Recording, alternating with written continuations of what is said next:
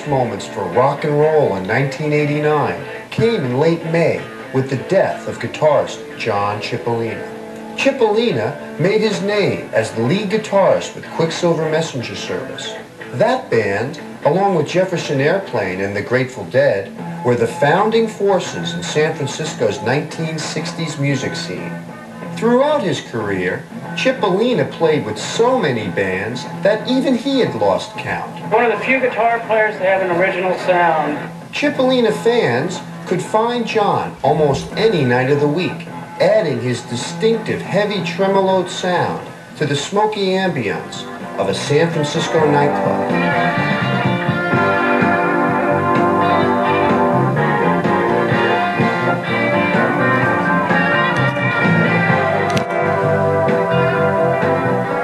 John Chipolina was still playing with as many as 6 bands before he was hospitalized. He went out the way he wanted to, I'll tell you. Yeah, this is the way he wanted to go. But I work all the time. I gotta work all the time. Otherwise I go crazy or get senile or something. You like to play around him, it seems like. Yes.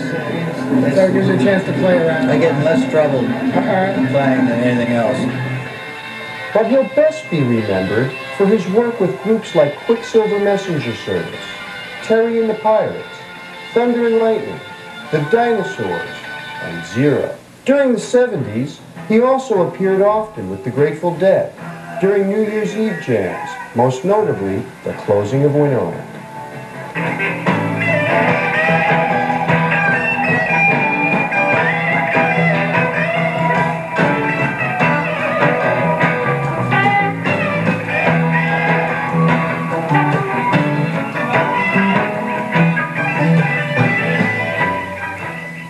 Quicksilver Messenger Service was formed in 1965 by John Chipolina, Gary Duncan, David Freiberg, and Dino Valenti.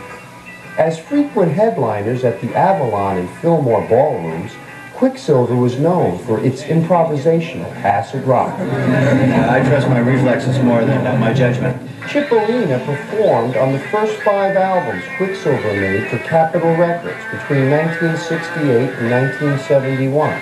John's interest in playing with others led him to do session work, which would ultimately cause John's departure from Quicksilver. He later played on the group's reunion album in 1975. Chipolina's guitar work appears on 35 albums, many of them released only in Europe, where he remained popular and toured regularly. Here comes the night, time to spend. Terry and the Pirates bear the distinction of being John's longest-running band, spanning over 17 years. Led by singer-songwriter-guitarist Terry Dolan, the Pirates included former Quicksilver drummer Greg Elmore, British keyboardist Nicky Hopkins, and guitarist Greg Douglas.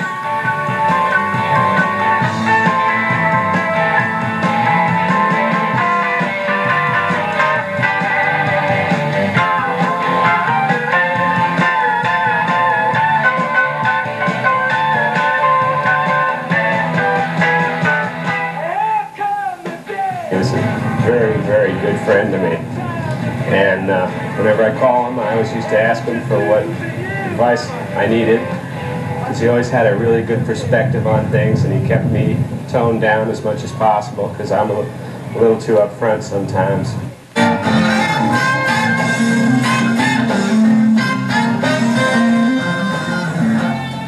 Another of Chipolina's musical associations was with the jazz rock group Zero, which included guitarist Steve Kimmock, Martin Fierro on sax, and drummer Greg Anton.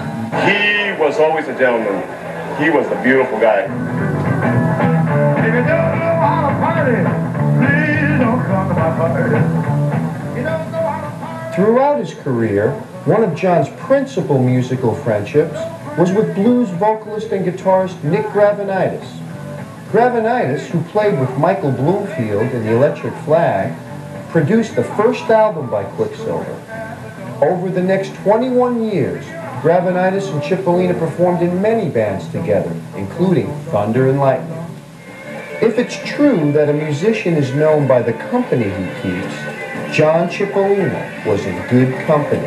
After his death, many of John's musical peers turned out to pay tribute at the Fillmore Auditorium last June 26th. I'm here tonight to pay my respects and tribute to my friend John Chipolina, who's an amazing rock and roller and a fine human being. He had a really kind, gentle, gracious spirit, and it's real hard for me to get in with the fact that he's gone. In high school, John Chipolina made me change the part in my hair from the middle to the side. Well, he was one of the four great psychedelic era guitarists that came out of San Francisco, along with Jerry Garcia, Jorma Kaukonen, and Carlos Santana, and now one of the four is gone, so it's like a piece of my heart is missing, you know. What we're trying to do is just get a bunch of John's friends and favorite people and his favorite songs all together through the night, and it's kind of organized chaos. Thanks for being here. John's brother, Mario, bassist with Huey Lewis and the News, organized the tribute. But as a person and as a personality, I always looked at him as someone worthy of being in a spot in a museum as a totally unique person. This is him. And he was someone who never reminded me of anyone else. And I'm sure that's how he will be remembered, actually. The evening began with a set by the Dinosaurs, a group whose members hail from the biggest bands of the psychedelic era. Barry Melton from Country Joe and the Fish, Peter Albin of Big Brother, Spencer Dryden from the Jefferson Airplane, Merle Saunders of the Garcia Saunders Band, and Grateful Dead lyricist Robert Hunter.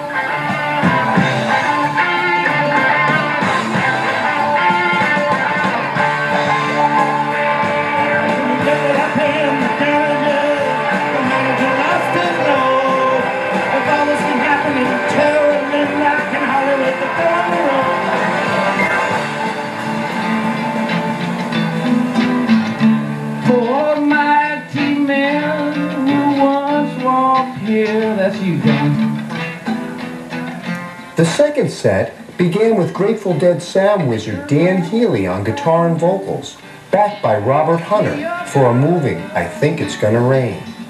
John Chipolina originally introduced Healy to the Grateful Dead back in 1967. I love the dim lights like some love the dew. The only thing I wonder sometimes is, does God look down on the boys in the barroom? Mainly forsaken, but surely not judged. Jacks, kings, and aces, their faces in wine. Do, Lord, deliver our kind.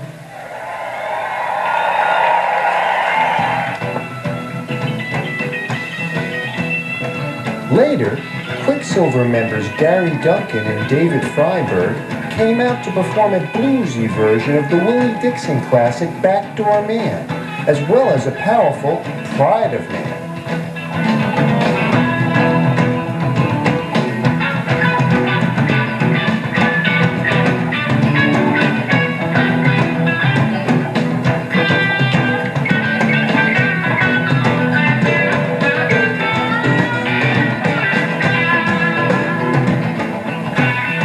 On the stage, John's guitar, a classic Gibson SG, stood in front of his wall of amplifiers with a cigarette eerily burning in the neck.